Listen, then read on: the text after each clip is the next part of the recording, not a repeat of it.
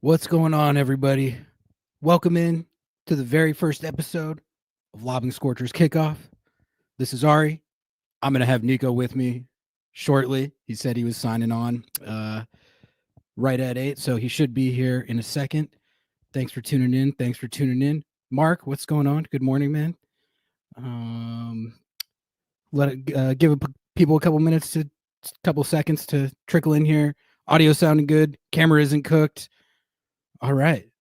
Just waiting for Niko, and we can get started here. This is going to be the new Monday morning routine, folks. Lobbing Scorchers Kickoff.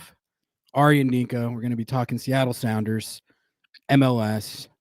It's going to be a great way to start the week. Been enjoying these live shows. Excited to get into a routine with it. I'm planning on doing 2 a week is the plan right now. Still figuring out the timing for the second one, but you guys can pencil this one in. 8 a.m.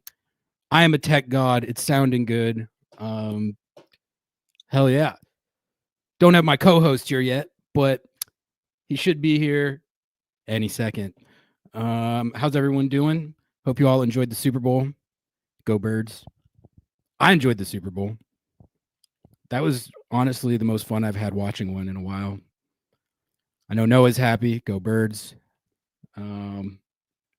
Yeah, that was all the filler content that I had. Might just start cooking myself till we get Niko in here. I was gonna hit the lineup builder again today. We're gonna do some Concacaf Champions League. We got some MLS headlines, so decent amount to get to on the first episode here. Let's do some shilling. That's what we can do as filler. Shout out to our sponsors, Hacks and Ferments, Podium Menswear in Edmonds, and Full Pull Wines. If you want to sponsor Lobbing Scorchers, go ahead and CCC. Go ahead and send Noah an email if you want to sponsor us. We'll always show for money. Niko should be extensively publicly shamed for ditching you like this on day one. Yeah, no, he's not ditching me. He's got something going on. But theoretically, on a normal week, we should be starting right at 8 a.m. That's the plan. It's kind of an early morning show. I famously don't really like to get up this early, but you got to do what you got to do for the content. Jersey leak thoughts. I saw the leak. I thought it looked sick. I don't know about you guys. It was kind of people were pointing out it was a little Whitecappy, which I don't really mind that. It kind of reminded me of the Pacific Blues they had a few years ago, which I was into. I thought it was a good kit. I will say I'm not as passionate about kit discourse as a lot of soccer fans. Soccer fans like go crazy for the kit discourse. For me, like if I hate a kit, like I'm able to get over that pretty quickly. I care about what's going on the field. I don't really care about what they're wearing that much. But I thought it was a good kit. You're really close to your least favorite wrestling team's jersey. I thought it was more Whitecaps than professional wrestling enthusiasts. But there was also remember the Bruce Lee one kind of looked like Real Salt Lake. So riff on jersey versus kit discourse. I feel like the passionate soccer fan contingent that are really into this topic, if you say jersey instead of kit, it's like you're canceled, outrage, can't do it. I say jersey reflexively sometimes, but I've kind of learned to start saying kit. Otherwise, people get upset about that. But it seems like by and large, people like the kit leak, assuming that is what it actually looks like. It got a pretty universally positive response. I feel like in the past when they've dropped one, there's always at least a vocal minority that's just really angry about what it looks like. But feels like everyone seemed to like that leak. So hopefully that's what it would be funny if that sometimes those leaks are just totally not what it actually is, and people get upset about that. Yeah, I'm gonna pull up the leak. Pull up the leak here. Let's see. Technology. Oh, this is good. Share screen. Here we go. Hey, there it is. What are we doing here? Jersey is part of a kit. The kit is the whole uniform. Oh, Charlie B, what's going on, man? Thanks for stopping by. That is true, Charlie, but I feel like colloquially it now kit gets used as part of the whole uniform or just the jersey. Like that's sort of, I think that's what the language has evolved into. I could be wrong about that. I don't know. Yep. Yeah, more shilling. Go follow the Lobbing Scorchers Instagram. We're still trying to get credibility on that platform, and we don't have enough followers to be credible on there yet. So if you haven't done that yet, drop us a follow on there. Go ahead and like this video, sub to the channel if you haven't. Rate us 5 stars on iTunes. Write us a review. We haven't had a review in a while. Write us a 5-star review. Do all that stuff.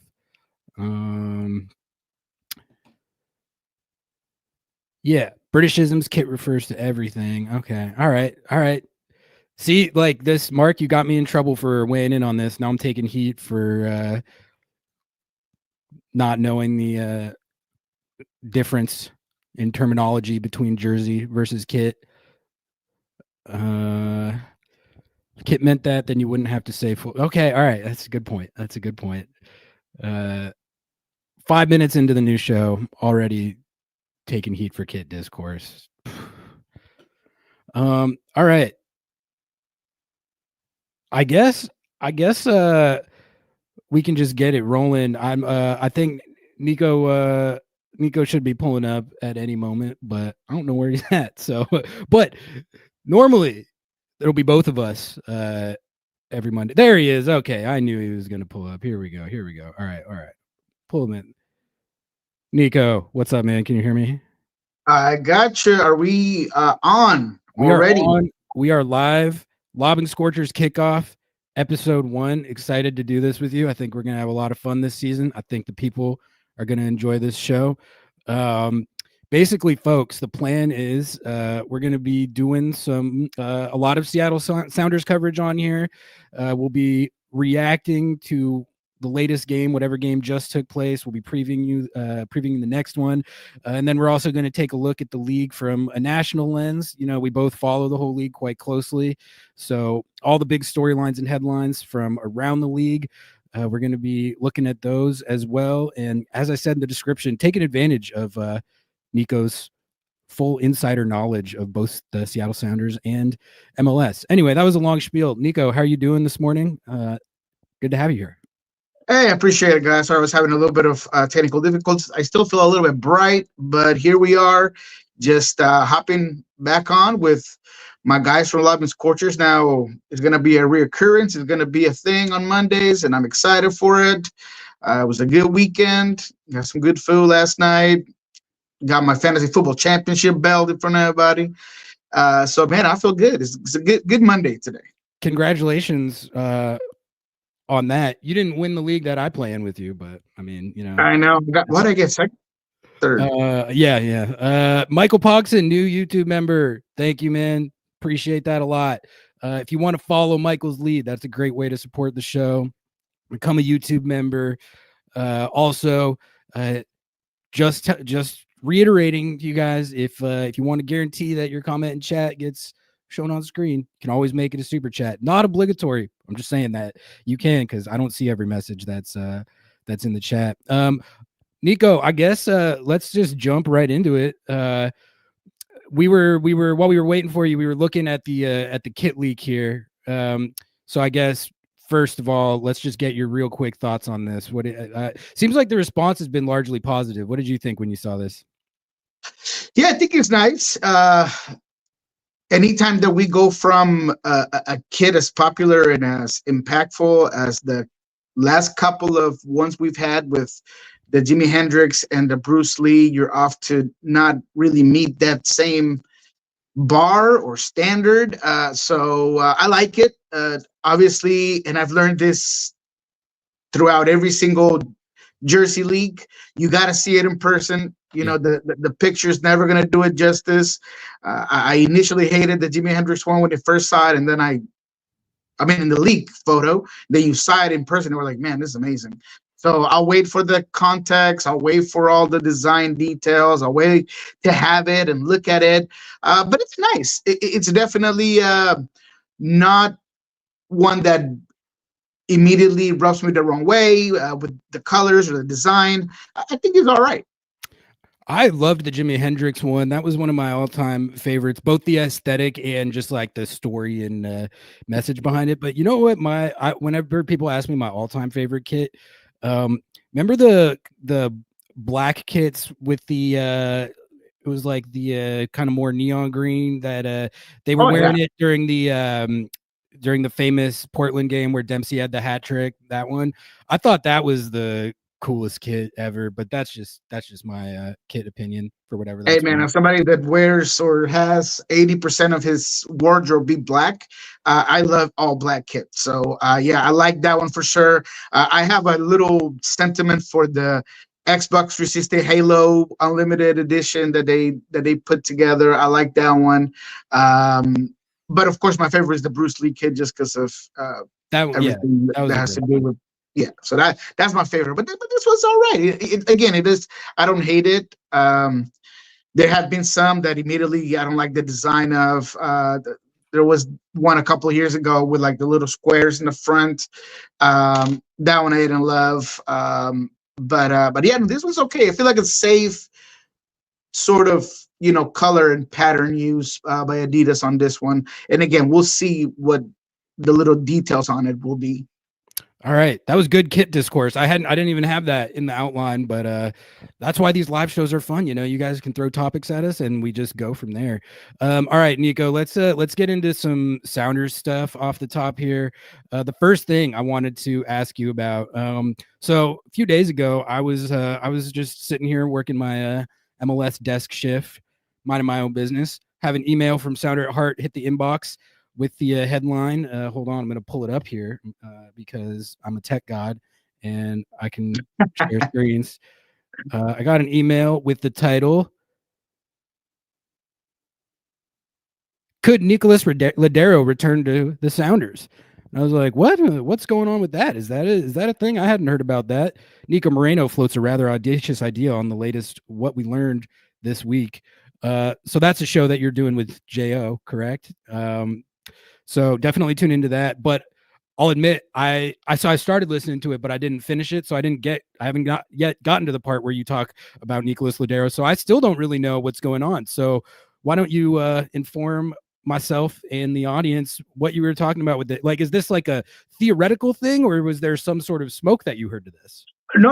It was a theoretical thing. I mean, there is some smoke about, a potential move from him. And I mentioned that I was talking about in the offseason, there were some MLS teams that were looking into Nicolas Lodeiro because, I mean, there are a few here in the Western Conference that could use a little help there in that specific position. So clearly a guy that with Edward Atuesta being moved to Orlando might be getting even less time on the field than he did last year. So if anyone's looking to pick up a player like him and Orlando is looking to open up a spot, it could be a thing where maybe Niko moves on and there could be some sort of Paul Arriola situation to any other team, right? Where you pick up either most of his salary or all the salary or whatever it is that you can do with Orlando. That kind of prompted this conversation. So it's just a conversation. We were just kind of talking about it because, again, we were talking about some roster moves and the depth of the Sounders. We were going through the depth chart. And regardless of the amount of players that we have right now, to me, players that can specifically play in Albert Rusnak's position, which was another key component on the start of the conversation because of his injury there in Spain, the one that he picked up in the last game of the preseason.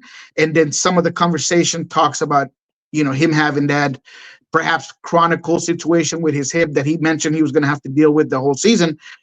We just started talking about, who could take over that position. Sure, Ferreira can do it. No problem. He does it. Christian. He could definitely do it. Christian, perhaps, but he's definitely been very forward about just playing that 6 or 8 position. And specifically under this new formation with 3 in the back, I feel like you need him to have a little bit less freedom going forward and maybe give you a lot more of a range, defensive responsibilities. So because of that, I was like, hey, well, we're talking about depth. We're talking about bringing Kim Ki-hee, a guy that's already up there in ace, just for depth. I just kind of threw it out there. Hey, I feel like if Niko's going to go anywhere, why not come back here?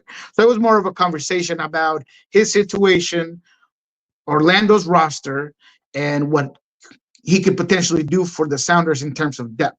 So we've had a lot of comments, some positive, some negative. Some are down with it. They want to bring him back, give him his goodbye, have him just be part of the Club World Cup. And some others are like, nah, man, we need to move on. We need to go get younger players. But again, we got to look at the limitations with this roster, with this salary, and bringing in a player that's not going to stop you from spending a lot of money on a U22 in the summer window.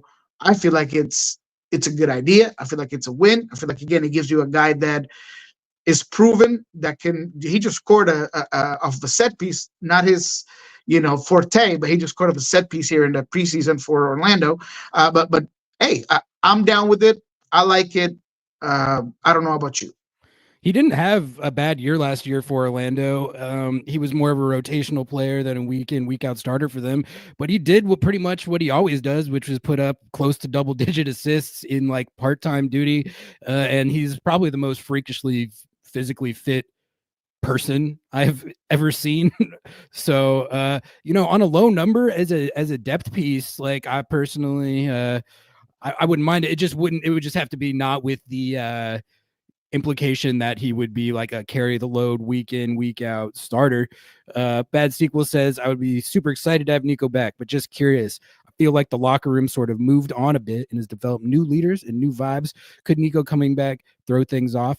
I personally, like in this theoretical scenario, I wouldn't worry about it that much from that perspective. I think he is quite beloved in this locker room, but I think you just couldn't have a situation where it's like he's coming back and expecting to have the same role that he previously had. But it was kind of weird when he left. Like, I don't know if you remember this differently, Niko, but I feel like the sentiment that was kind of coming from his camp was like, we would have like he would have loved to stay like and taken a pay cut, but like the organization like didn't see that the same way, and there was sort of like a kind of disagreement, if I remember correctly, on that. So I don't know if there's still like bad animosity. Yeah, man. I mean, it's I always say that anytime you move on from a relationship, no matter what relationship that is, there's some bitterness and there's a thin line between love and hate. And I think that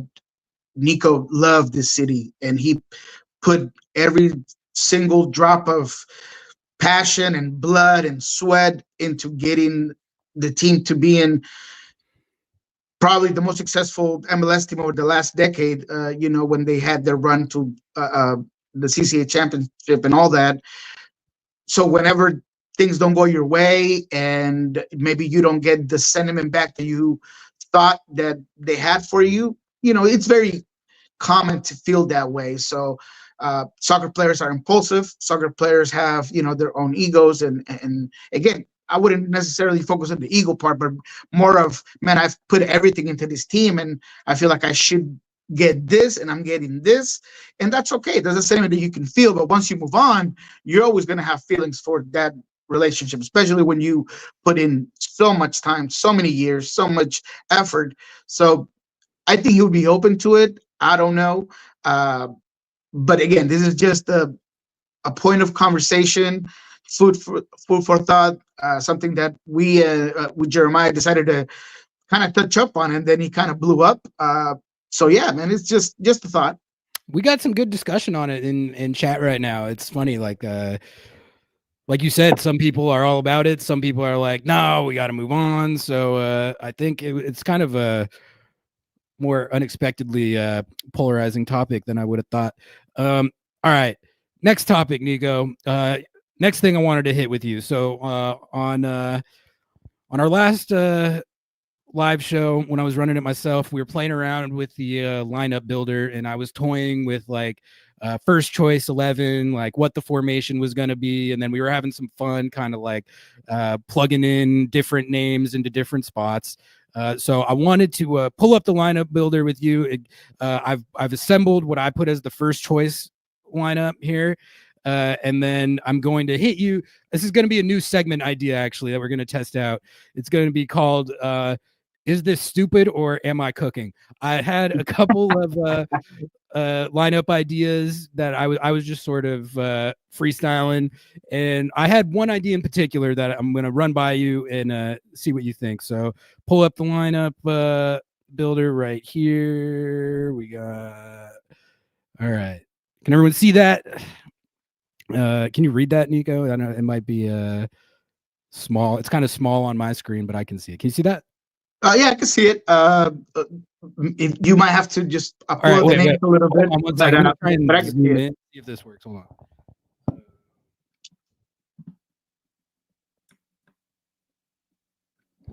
Is that a little better?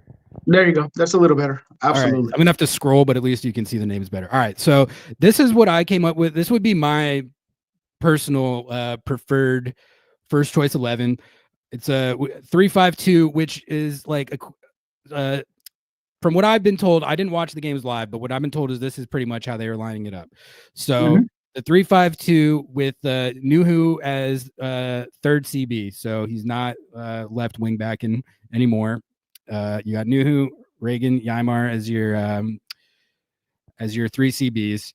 And then this is where it gets fun and like different. I mean, you got Alex Roldan as right wing back, and then I put Paul Areola right here. That's who I want to see right here. Do you see left wing back differently in a first place 11? I don't, not at all. Okay. I feel like they're very.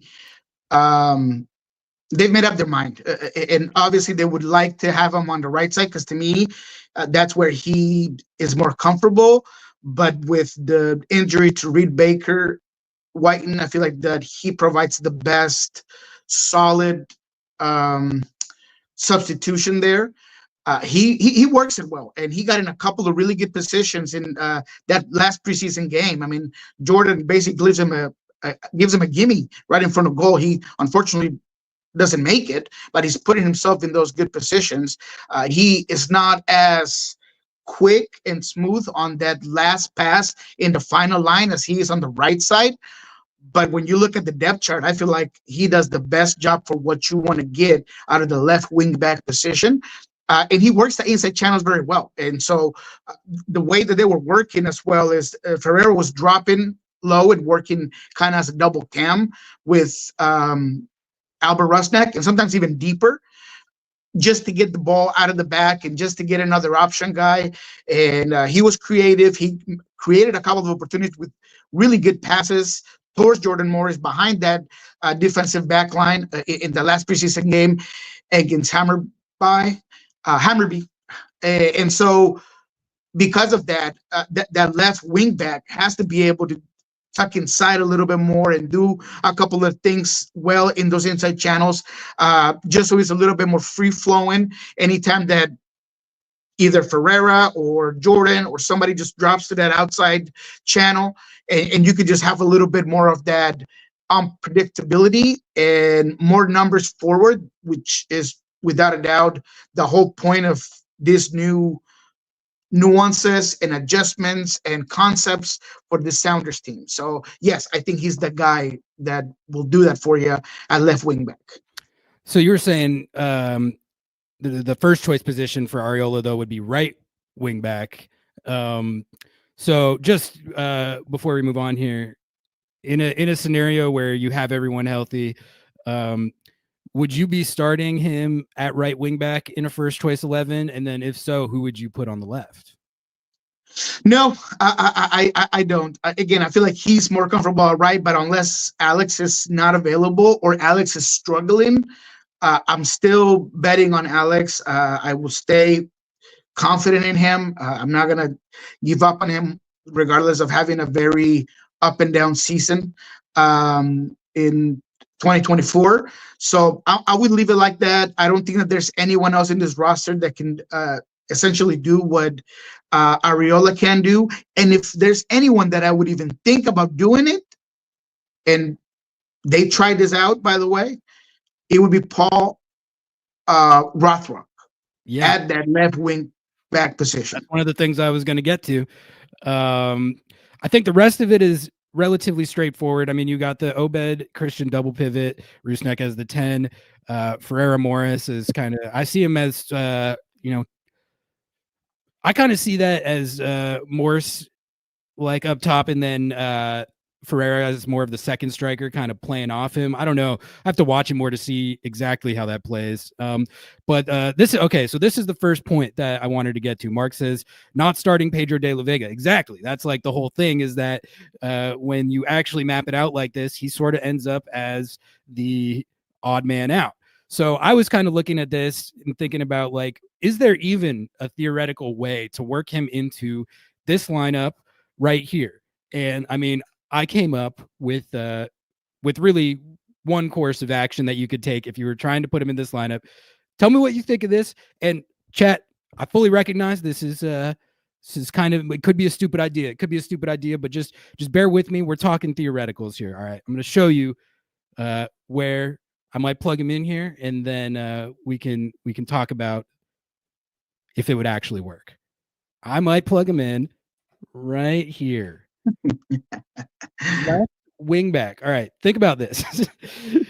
Think about this. So, like, the way I see these, I think the way these wing backs are going to function in this formation has the potential to be a lot of fun, because you have more cover with the three CBs theoretically. So what I'm hoping that leads to is these are really, like, very much hybrid players. Like, you basically want them to function as, like, wide defenders, yes, but like guys who are able to bomb forward, wreak havoc, unbalanced defenses, keep guys on their toes.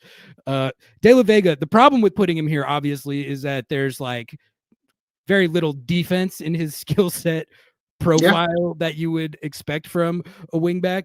But like, if you were trying to like put your foot on the gas and get all over a team early, putting him there and having him basically function as another attacker, and then you theoretically you have Nuhu covering back here, where if like whatever defensive liabilities De La Vega might have at that position compared to anyone else that you could put there, you theoretically have more coverage with this CB setup. And I think it could actually, and just in my head, could be fun. Could be fun. I don't know, like, how reckless an idea it is to put a player of his profile at that position, but just in terms of like a way that you could get him in this 11, that's what I was thinking about. What do you think, Niko? Is there like, is there a chance that something like this could work, or they would do that, or is that just out of the question, given the fact that he's not a defender at all? No, I don't think it's out of the question. I don't think at this point in time that would be discarded. And I think that whether they would admit it or not, they've thought about it. And I feel like Brian's been a little apprehensive about putting him there because of the amount of sacrifice that you have to do from that position, and with some of his injury things and some of the physicality, maybe concerns and defensive or lack thereof, defensive presence and awareness. Perhaps that'd be difficult, but on the attacking side, you're absolutely right. I mean, the way this Sounders team is playing, as aggressive as they have been, the whole point is to overload one side, switch point of attack, hit him immediately on that side, whether it is through a cross deep in the line or someone connecting in with the running in player, and having a guy like Pedro would work offensively. And again, going back to the unpredictability and that wing back at times tucking inside a whole lot, that's where Pedro shines as well. He's a guy that can cut inside, strike the ball with his right foot. We've seen him be dangerous there because his preferred foot to me still is his right foot. Man, I just feel like he would work offensively, but defensively, that's where things might not be as clear, and that's why they would probably prefer an Arriola or a Paul Rothrock there. But I don't think it's out of the question. I think you're cooking, maybe, nice and slow heat, and we'll see where that comes up. Might be in the crock pot right now, but we'll see where that ends up coming up. Because again, I don't think anything's out of the question because we're way too early in. They'll have to wait and see how the team does it in Antigua. Hopefully not, but is there any injuries or just minute management that maybe forces you to put a Pedro de la Vega there? Because like you said, he kind of is the odd man out in this formation. You put a 4-2-3-1, he's in there no matter what. But under this formation specifically, he would be the guy out.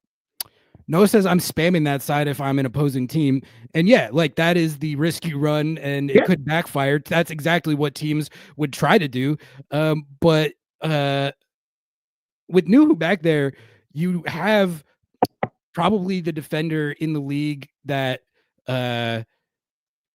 is the most competent when on an island, like in terms of he can cover a lot of ground. And in terms of his 1v1 defending, I mean, you can say whatever you want about Nuhu. Like, obviously he, God knows he never offered any attacking threat as a left wing back. But in terms of 1v1 defending, he's like, I think in a formation like this, there's at least a chance that he could be counted on to cover for whatever defensive shortcomings that De La Vega might have. And, I don't even know if it's a given that De La Vega is bad at defense. Jerome says Niko did mention that De La Vega was looking sharp with defense work. And like really, like someone also said that Schmetzer said that he doesn't see him as a wingback.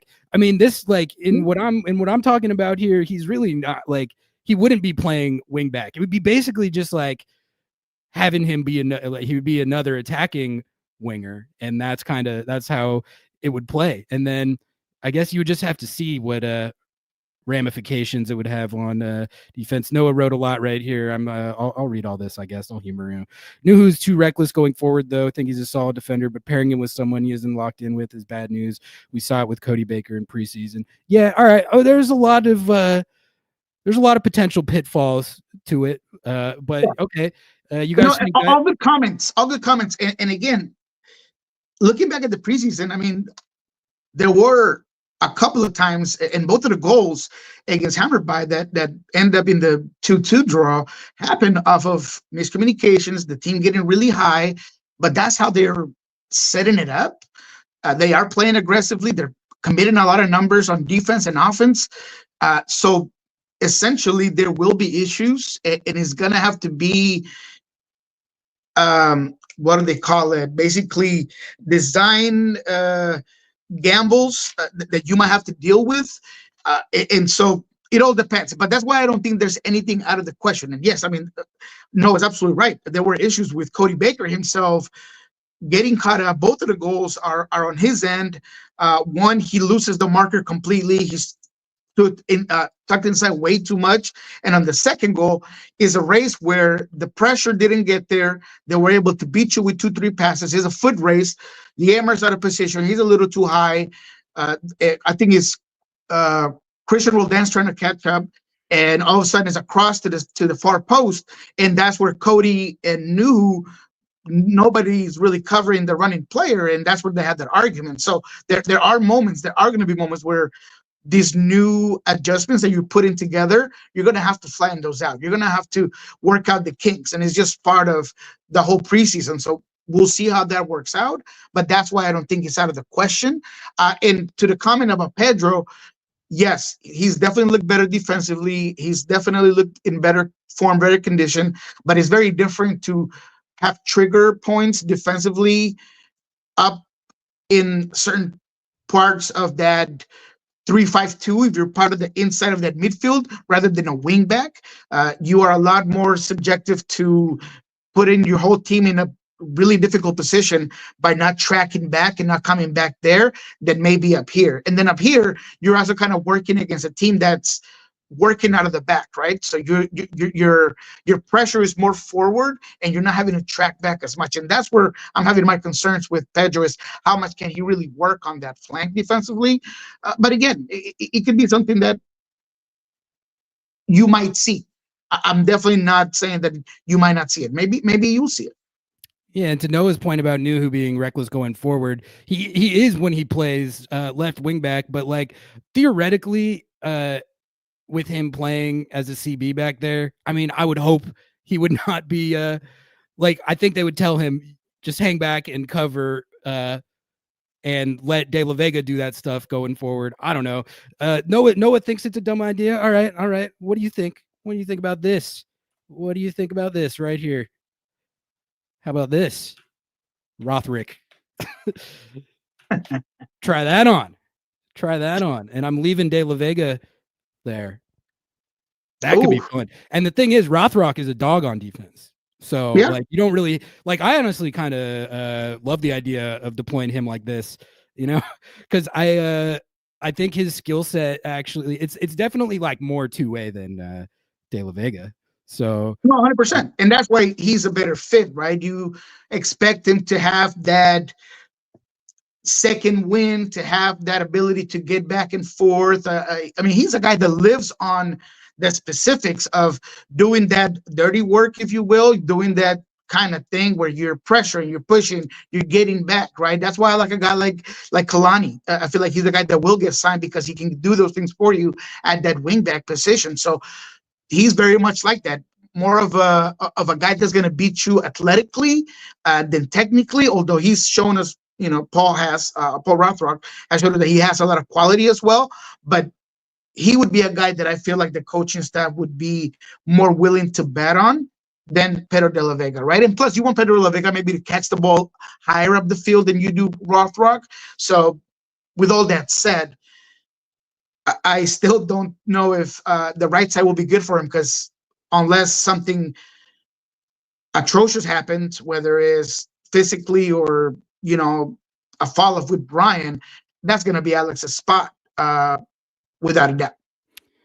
I think in general, just kind of toying around with this and looking at it, I'm really interested and excited to see specifically how the wingbacks play in this, you know. But I like your idea on the left side. I like Paul Rothrock on the left side. Like, so you like, all right. So you like Rothrock over here, and then Ariola over here in this setup, and then I put De La Vega as or so Ariola or Roldan. Yeah, Alex Roldan. I'm just saying, if you needed to go away from Paul Ariola for some reason, I feel like Rothrock has played that flank and he's done it very well consistently. He has that dual ability to play defensively as well. So I think that he would be a safer bet than anyone else if Paul Ariola is not your guy on that side for any specific reason. How did we build a roster with our most expensive young DP coming off the bench? I mean, like the reason that happened is because they were able to swing a trade for Jesus Ferreira on like TAM money, you know, like basically like I understand like a lot of people are looking at that as a negative, but like I've heard national pundits like looking at it through the lens of like Seattle essentially got another DP. And if you think about the fact that Ferreira has been a DP in the league and a best 11 attacker in the league, if you were trying to have a positive outlook to that question, that's how you would look at it. Like for me, I think just Ferreira is obviously got to be in the first choice 11 because he's proven in the league. Like he's had an 18-goal season. He's had a best 11 season. He's a two-time All-Star, all this stuff. Like if De La Vega had, you know, stayed healthy and balled out last year, that would be like a 50-50 discussion. But like, I mean, for me, there's just no way that in a first choice 11, Ferreira's not in there. No, and again, this is all for depth purposes. This is all for having a second formation. If the team decides, and Brian is not afraid to pull the plug on anything that they're working on and just go back to the regular 4-2-3-1 setup, Pedro's in there no matter what. So this is just off of this specific build, off of what they're kind of working on in the offseason. And they're putting a lot of emphasis on it because they already know the other concepts. They already know that other formation. So they're just working on this and seeing how it plays out. And that's the way that Brian's kind of talked about it. I mean, we were just trying it out. We're seeing how it works. We got the guys to do it, and then we'll see what happens. And to me, that is what we criticized the Sounders last season, where, there were times where we were like,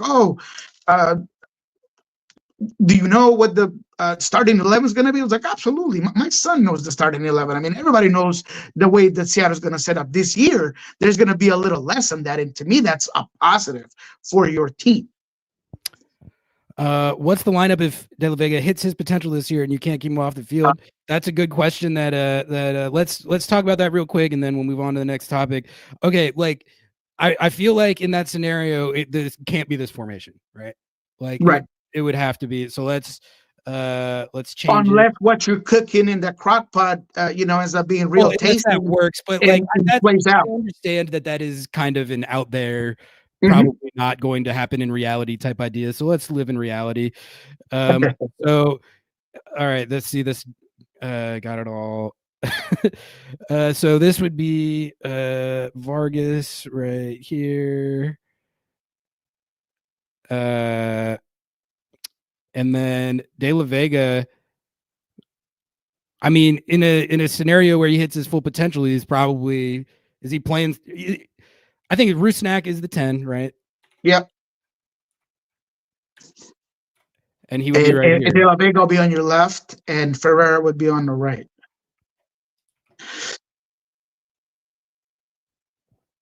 So let's take a look at this.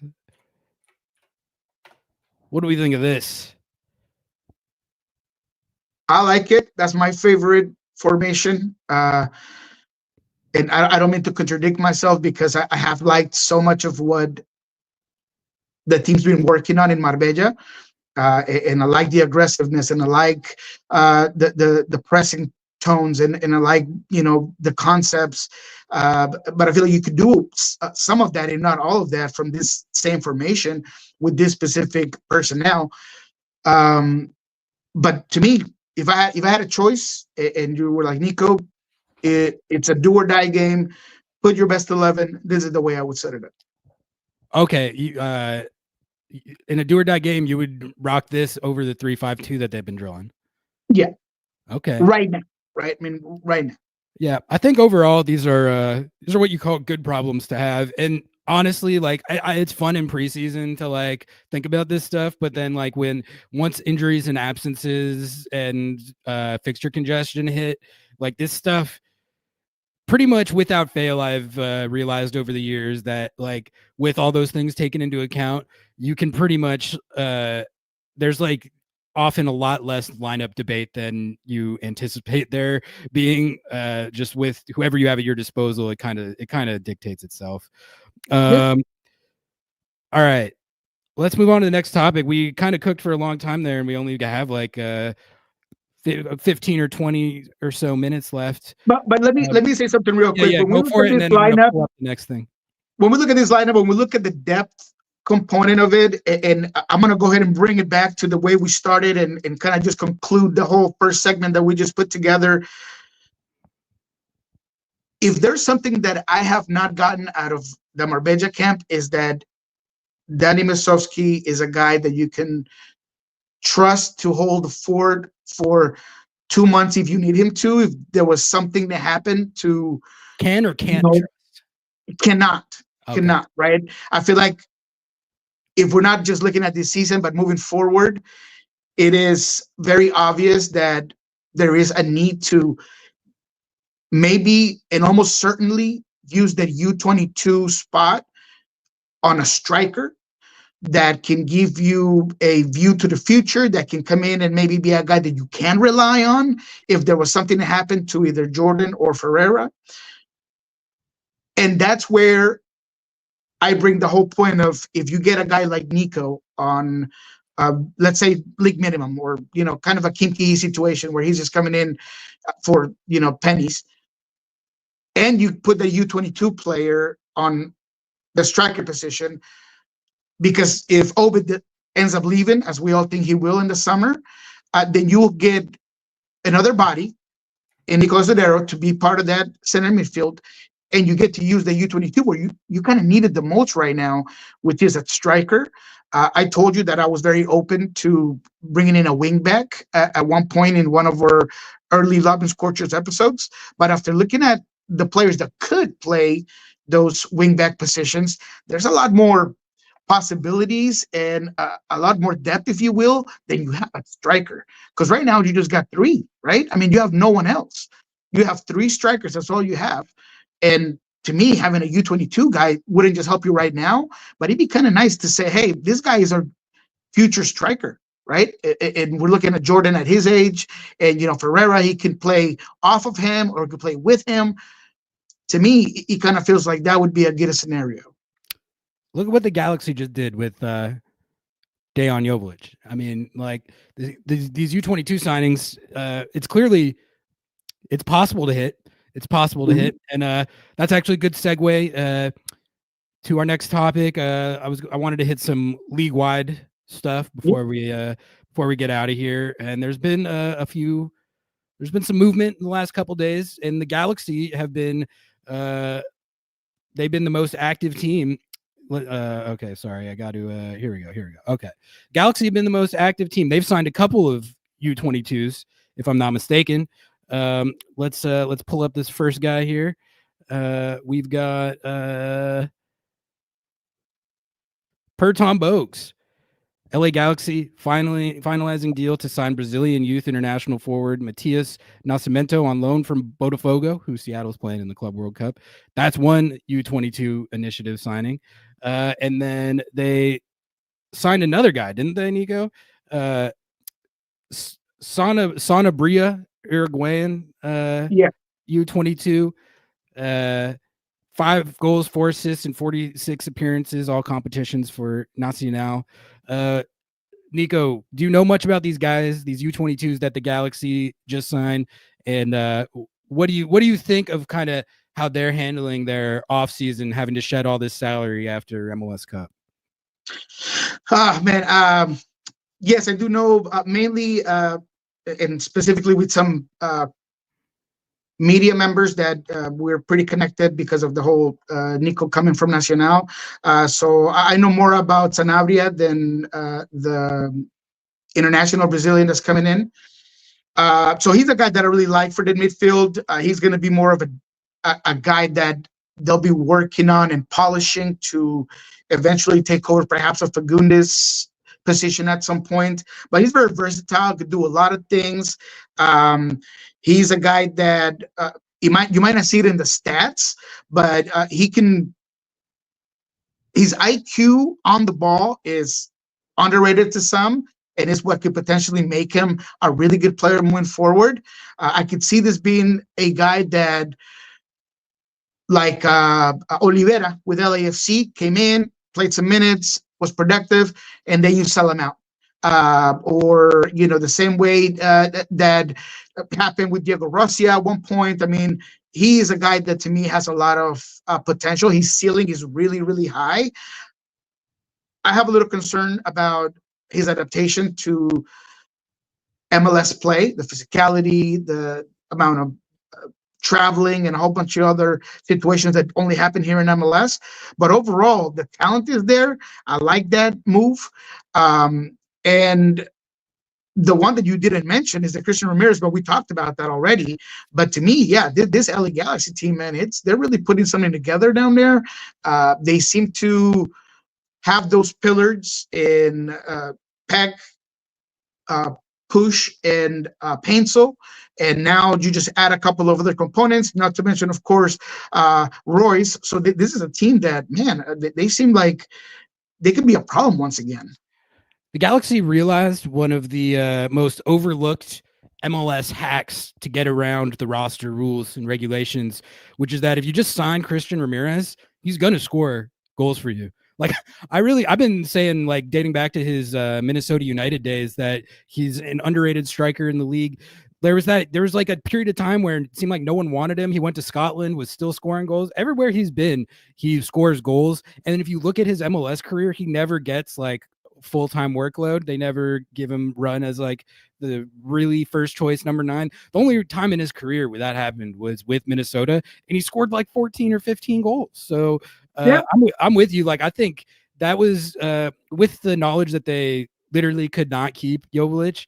Like, that's a great move. I mean, they still need depth there. Like, I think, what is it? It's like him and Miguel Berry, right? Like, so you can't start Christian Ramirez every game. But now with these U22 signings, Noah and I were talking about, like, they're a team that you actually can theoretically think might hit on their U22s, which I mean, I feel like the degree of difficulty on really, really hitting on a U22 is pretty high.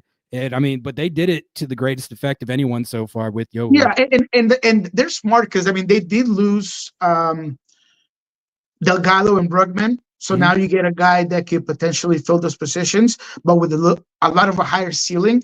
I feel like Brugman was having a lot of physical issues throughout season after season. And Delgado, I just think that they were going to ship him out no matter what. So he's a guy that could come in and potentially, if he plays to his expectation, my expectation, he could definitely be a guy that contributes game after game.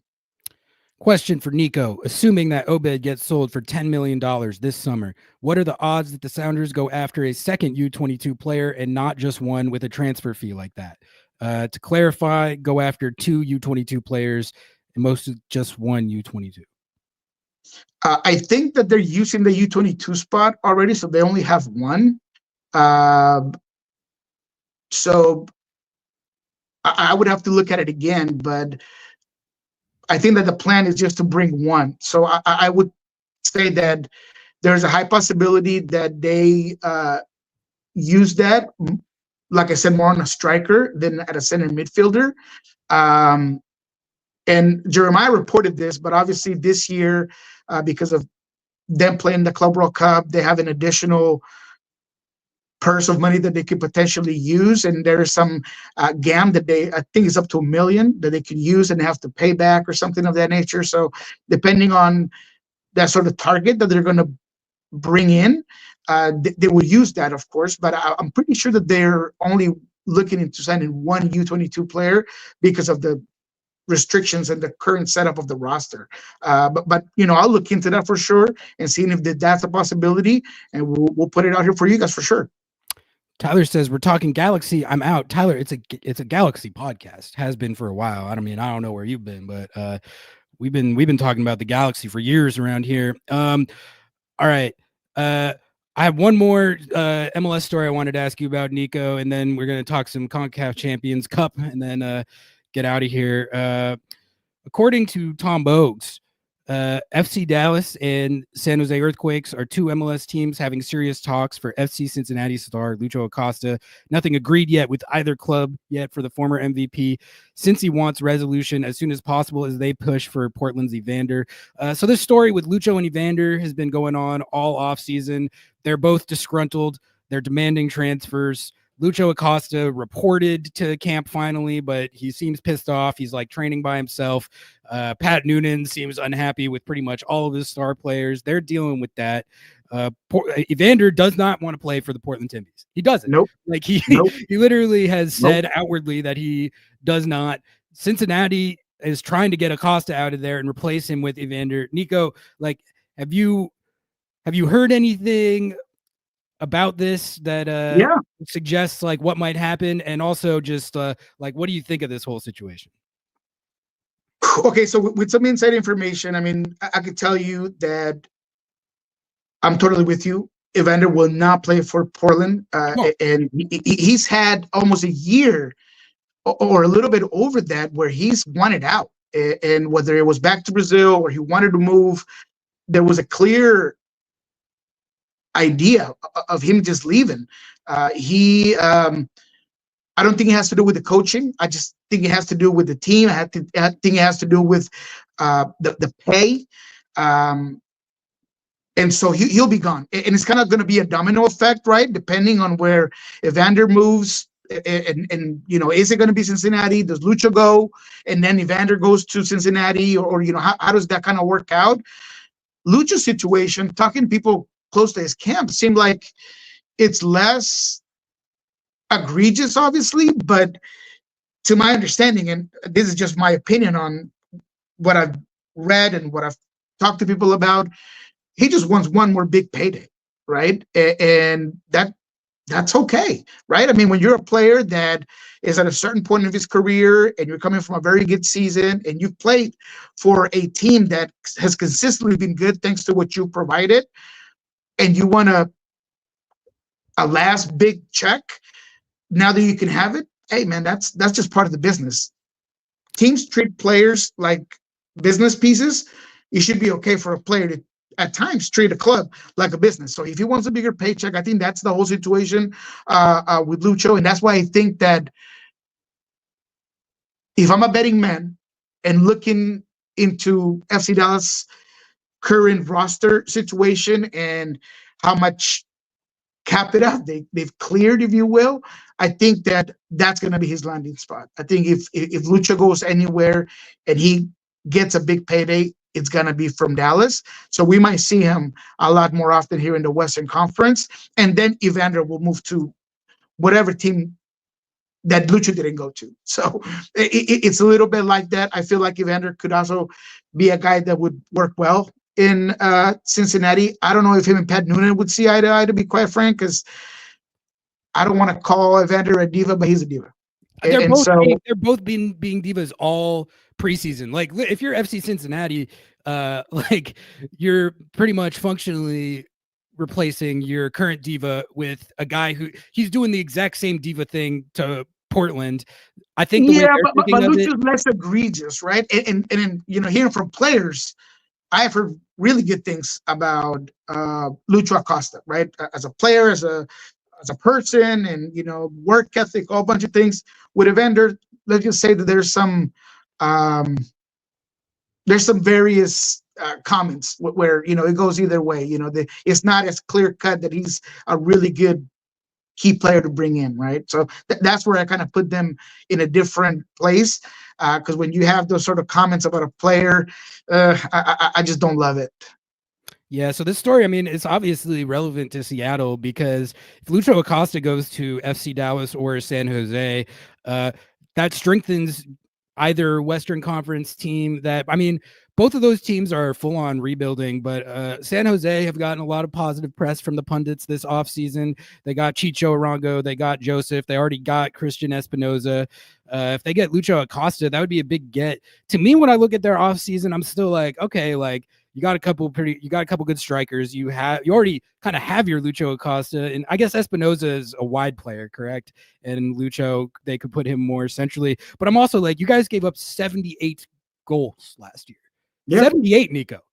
Mm-hmm. 78. They almost gave up 80 goals.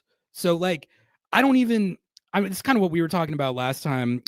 But like, if I were them, I would just almost be primarily at least focused on shoring up their defense more than I would be even thinking about like Lucho Acosta. I mean, you got to get like a centerpiece attacker like that eventually, but 78 goals, 78. Yeah, I didn't even know it was possible to give up 78. And I don't think he fits. I feel like they have enough of attacking players. And yes, Espinoza is your white player, but Hernan Lopez is your 10. That's what you brought him into. Yeah, he looked great there. Yeah, he looks like. So I don't understand. I don't understand what the desire would be for Lucho Acosta. To be quite frank, I mean, it's Bruce, so maybe he's trying to change up that formation. Maybe he's trying to play with dual cams. I mean, I'm not sure, but to me, like you just mentioned, I'd rather go out there and get myself a really good defensive midfielder that's going to cover a lot of ground, that's going to give me that first filter that, if my guys, because if you look at those players, none of those guys are defensive guys, and offensively, they might do a lot of great things, but none of those guys are going to want to play any sort of defense. So you need a little bit of a holdback, and that big disruptive six is what's going to get you that. So I don't see that right now on their roster. Maybe obviously Bruce being Bruce, he knows more than I do, but I just don't see it right now, and that seems to be a need. Niko, let me know how you're doing on time. I've got about 15, 20 more minutes myself, but if you need to cut out before then, feel free. But otherwise, let's keep it rolling here. What does Niko think of the Hernan Lopez to Estudiantes angle to this? Weren't Estudiantes also in at Lucho at one point? They were in on Lucho at one point. I had not heard that they were in on Hernan Lopez. Have you heard about that, Niko? I had not heard about their interest in Hernan Lopez. I've talked to him several times. That would make a Lucho move make more sense if they were moving off Lopez. But they just signed him last year, and he looked pretty good. He was like their only good thing last year. Carlos is not letting go of Lopez, in my opinion. And every time I've talked to him specifically, and I've done so a couple of times, he is very bought in on staying in MLS. And if he's moving anywhere, it's not back to Argentina. I mean, if there's a move that could be out to Europe, Portugal, anywhere of those like top leagues, he would love to go. But he sees this opportunity in MLS as one that could potentially put him in Europe. So I don't think that would be a smart decision from him. I don't see him being interested in it. And I definitely don't think that after the amount of investment that you put in this move by San Jose, that you're going to let him go anywhere like that. So to me, I don't foresee that happening. I don't know if that's I don't know who put out that report, but I don't see it. I'll look into it though, but I don't think that's a thing. And as far as Evander's role in all this, I mean, he's been a fun character this preseason. I won't lie. Like, I think most people in Seattle who've been following like the broader MLS offseason have. I mean, I've been entertained by the Evander saga. It's just like I'm not quite sure what the Timbies do if they move off him.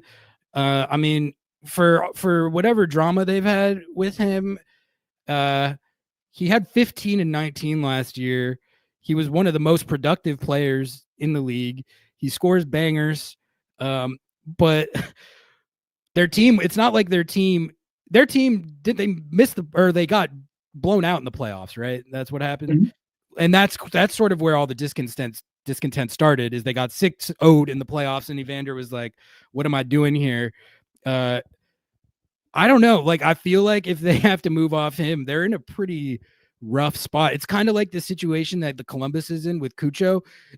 Whoever you replace him with is not going to be an upgrade.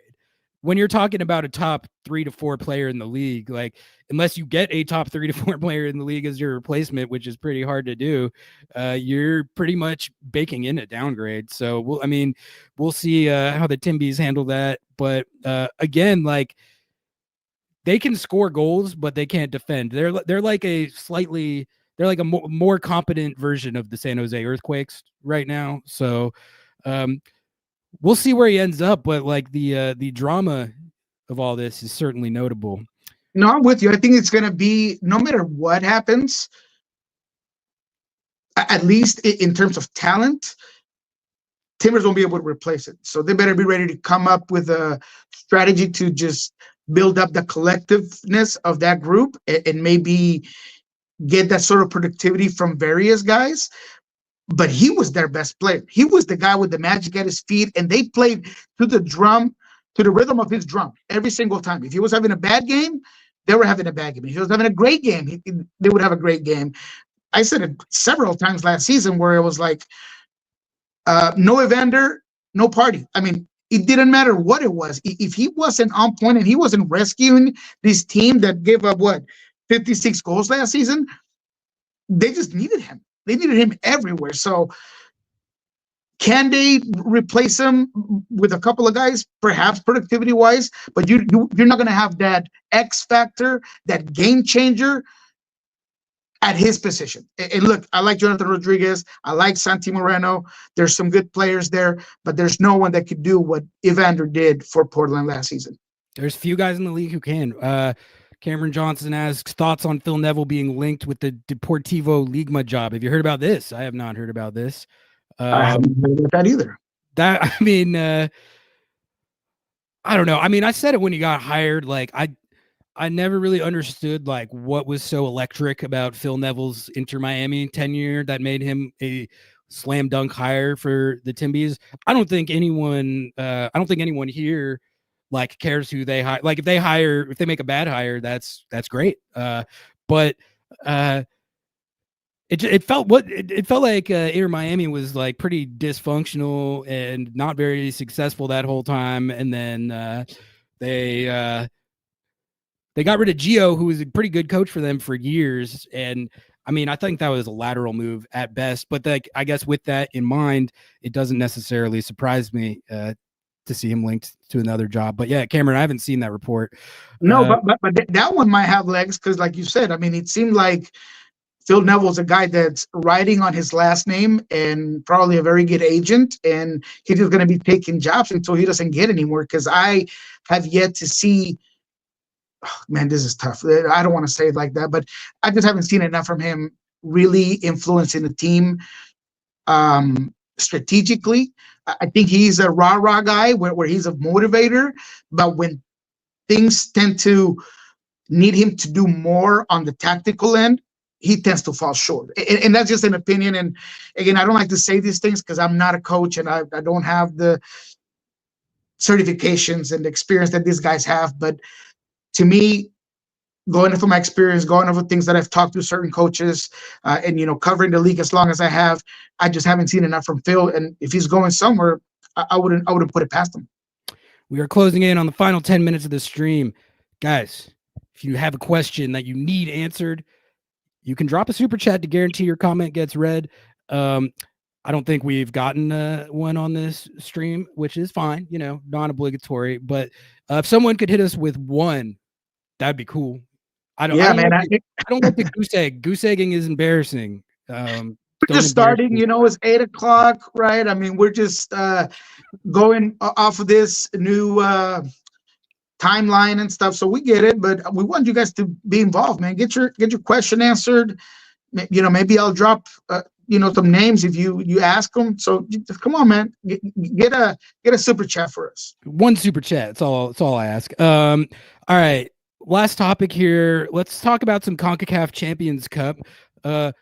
Under the radar, games have started, Niko. We've got some results to chew on. I've got them written down right here. There's some that you would expect, and then there's a couple of funny ones, as CONCACAF Champions Cup tends to go. Got CF Monterrey playing Canadian Premier League side Forge FC. They took their two-leg 2-0. Chivas Guadalajara 1-1 draw against Cibao. Where are they from? Cibao, yeah, I think it's Dominican Republic.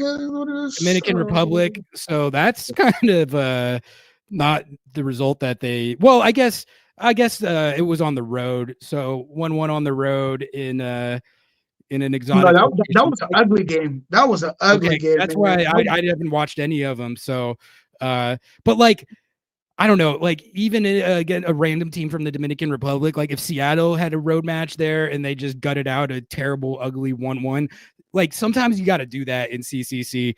So I'm not going. But what I mean by that is that Chivas was the one who I want to say was a late equalizer off of a header, but they just didn't look good. And see how they had one purpose, was just making it difficult for Guadalajara all throughout that game, and they just didn't look good, man. So those are the things about CONCACAF Cup, is that you're playing in a random stadium or one that you're not familiar with. You're playing with guys that have nothing to lose, whether they beat you or not. I mean, whether they just make you bleed a little bit, they're fine with that. And if you don't have that extra gear to put them away, it gets difficult, man. Yeah, like there are very seldom any easy games in this tournament, despite what some pundits may or may not have said regarding Seattle's path when they won this tournament. You had Real Esteli, the Nicaraguan side, 1-0 over Tigres. Like what happened here? Did you watch any of that, or Yeah, I how watched did the that whole happen? thing, man. Real Silly was just better. It was maybe more riding in on tempo and restarts and just kind of pushing the ball right down Tigres' throat, but they were the better team. And when I'm telling you they were the better team, I'm talking about at one point I thought they were going to beat them by a couple of goals. I mean, they were on top of Tigres the entire time. They could not hold the wingers at all. It just seemed like Tigres was just out of sorts. And at the end of the game, Tigres kind of comes back a little bit, and they're able to get some possession. And I don't even think that they had a lot of clear chances, but at least they were getting the ball forward. But Real, man, that was as impressive as I've seen any non-MLS team, just and non-Costa Rican perhaps, maybe not from Honduras, maybe one of those lower CONCACAF leagues, just get to a team like Tigres. God, this is where CCC gets fun, because now that we have a result like this, I'm going to be watching that second leg, and I'm going to be the biggest Real Esteli fan. Like, get Tigres out of there at the hands of this team from Nicaragua. That I mean, sounds like what a performance from them. They had me looking up names, and I'm thinking, man, how old? Because I have no idea. None of the these players. guys. So there was a guy named Byron Bonilla, and I'm like, man, he just looks like outstanding. What he's got to be like, 22 or something. He's 31, man, and he just looked good. They couldn't hold him. He was everywhere, taking every set piece. He was all over. Man, I really would like to see this thing get through past Tigres, because it would just be hilarious. We got a super chat. Yay. Thank you, A Sewell. Much appreciated for the $2 super chat. He says, thanks for answering my questions, Niko. It's no problem. I'm speaking for Niko, it's no problem for either of us. That's why we're here. I appreciate it. Tom Lawler says, CCC time. I need dogs on the field. Giant trees behind goal. Retiring superstars kicking divots in a muddy field. Elaborate Afro-Caribbean goal dance. CONCACAF is forever supreme content. I mean, I think you said it about as well as it could possibly be said right there, Tom. And like seeing this first wave of results, seeing that Tigres upset, like it got me juiced for this. And then I guess that'll segue us into our last topic after we thank Matt Sexton for the $5 super chat. Appreciate that. Appreciate y'all making Mondays great again. That's what we're trying to do. We're hoping this can be just like a fun way to start off the week. That's why it's called Lobbing Scorchers Kickoff, reacting to all the most recent news, and then also just getting everyone prepared for the week ahead. And pretty soon we'll be doing that during a season with like 50 plus games. So, I mean, the train is not stopping. It's just getting started. All right. Last topic on CCC before we get out of here, Niko. I mean, I guess I just kind of wanted to look at Seattle's path. I'm going to zoom in here now so the bracket can be more visible. Hold on one second. Yeah, while you do that, man, it's this couple of games just should be a wake-up call to anyone thinking that this tournament is going to be just a walk in the park. Yes, of course, there are teams that they don't have half the resources or money in their rosters, but man, when it comes to games like this in difficult areas, that Calvary game against Pumas, Calvary was better than Pumas as well. They get a goal waved off because of an offsides. I mean, it was played like in, I don't know, frigid temperatures.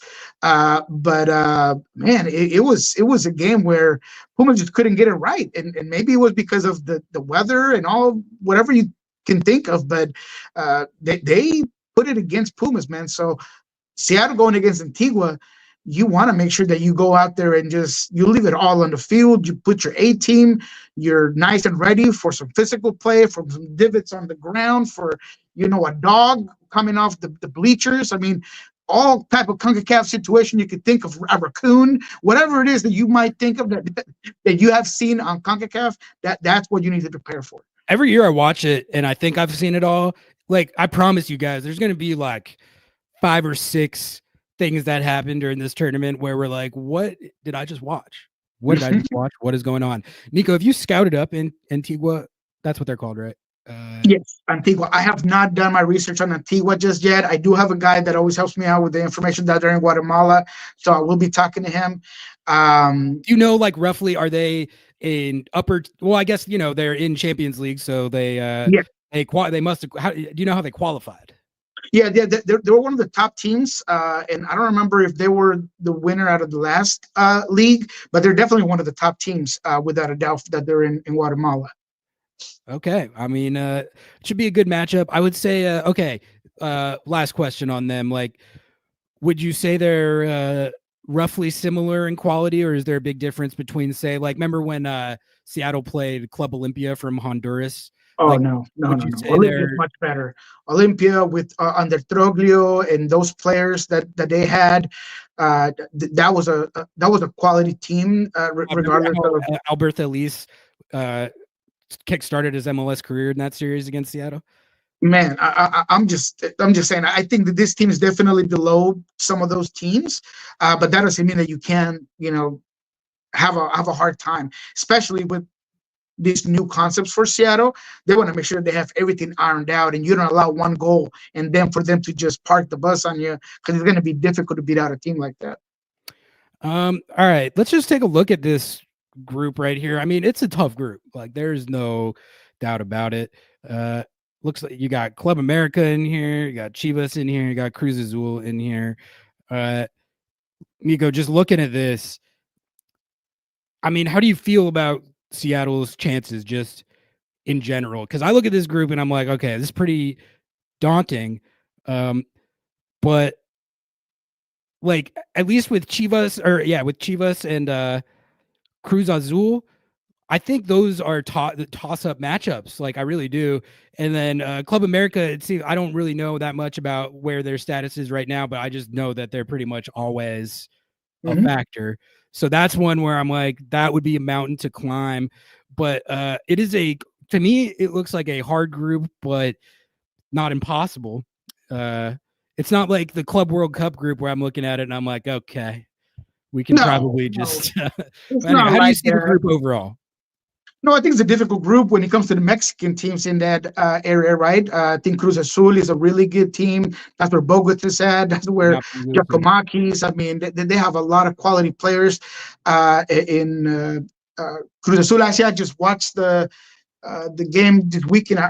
They played Pachuca, I think, and they ended up losing that game. They're late, but man, it just those two teams are going to be difficult no matter what. Club America, of course, with Henry up top. I mean, that's going to be a difficult team.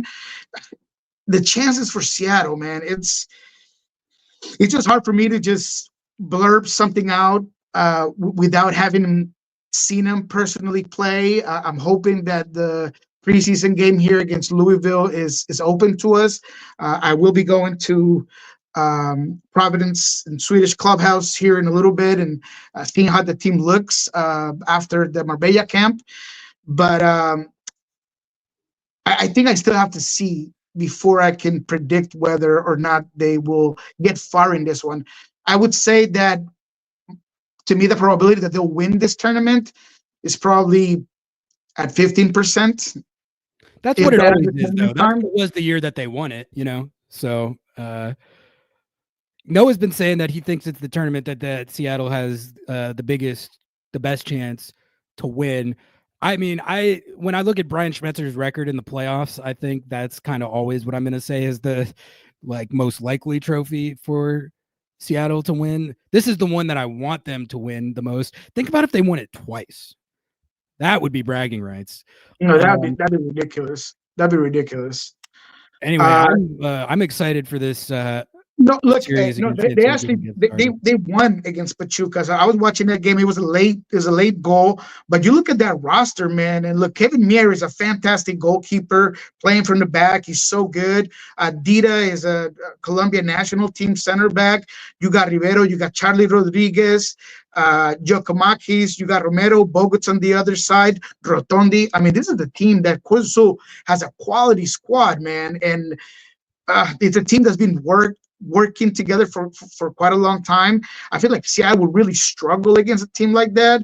I mean, anything can happen really when it comes to this sort of tournaments, but the probabilities would be, I don't know, nice and and timid for me. And obviously, America, Henry Martin, Sandejas, Davila, Cáceres, Magallón is the national team goalkeeper. I mean, man, the quality on these teams, man, are high up there, man. So percentage-wise, I get what Noah's saying, because it's a lot easier to win 4 games and be in a final than having to play a whole season and then play the playoffs and then, get a trophy. It's a lot easier to just do a short tournament. You're not winning Club World Cup. There is no Up and Cup. Leagues Cup is just as unpredictable. I feel like, yes, he's right. Early in the year, when all of these teams are perhaps struggling with certain things, Seattle can definitely have a run. But it's just difficult to say, especially against these teams, man. So 15% is what I would give them this season. I was a lot higher on when they won at 2022 because of the schedule, because of the breakout, because of the talent on the field for the Sounders at that time. So, yeah, I think I'm not high on it, but I'm also not saying that they have no chance. Giacomakis and Bogus on the same team is that's nasty. Cruz Azul, they did some good business there. As we start to wrap it up here, Newman says, as long as we bring our own chefs, we will win this cup. Exactly. You can't befall the same fate as the Columbus Crew, who famously would have won it. They would have won it, but they got poisoned. So that's right. That's right.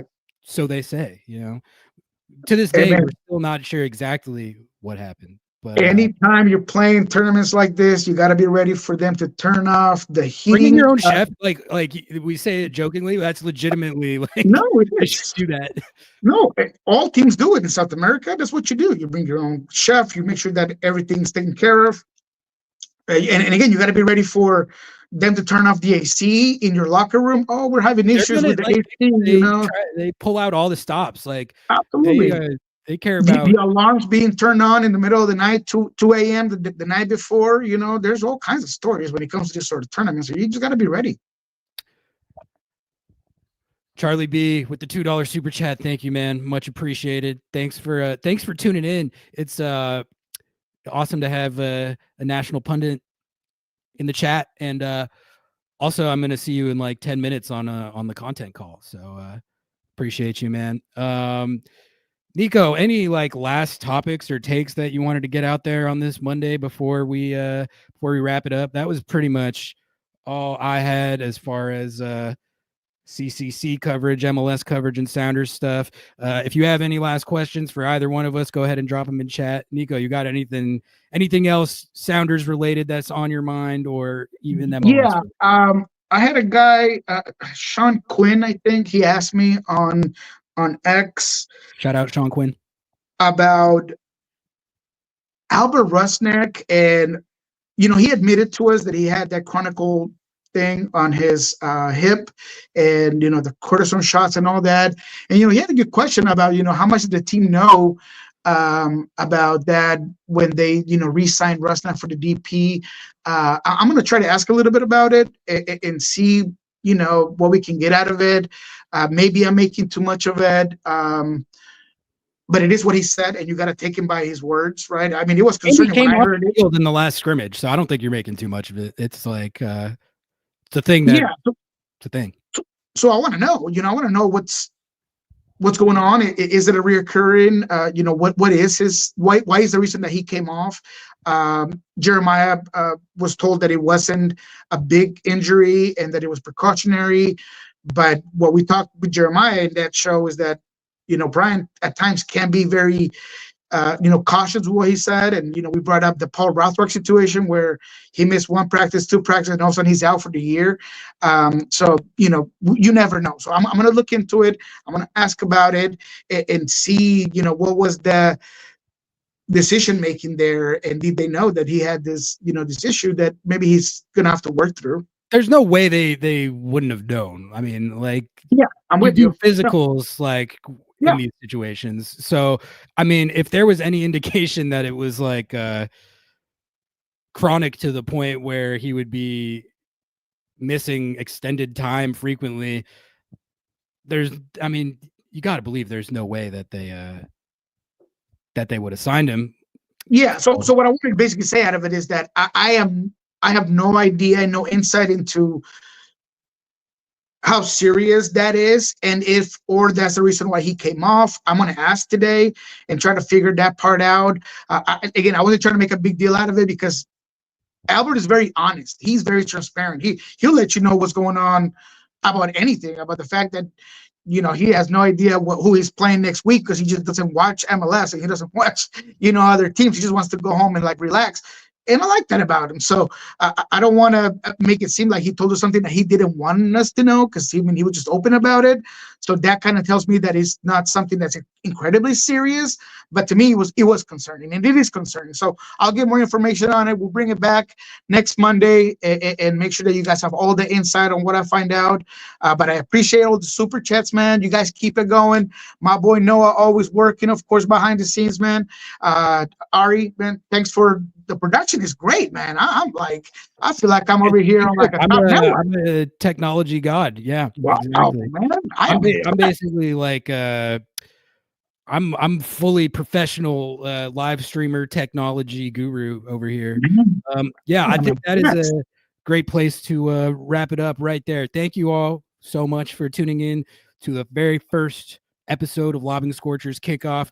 We're going to be bringing these to you every Monday at 8 a.m. going forward, unless we decide that there's a better time. But I think this worked. Pretty well. We had pretty decent audience tune in. So for now, we're gonna keep this rolling. Pencil it in on your calendars.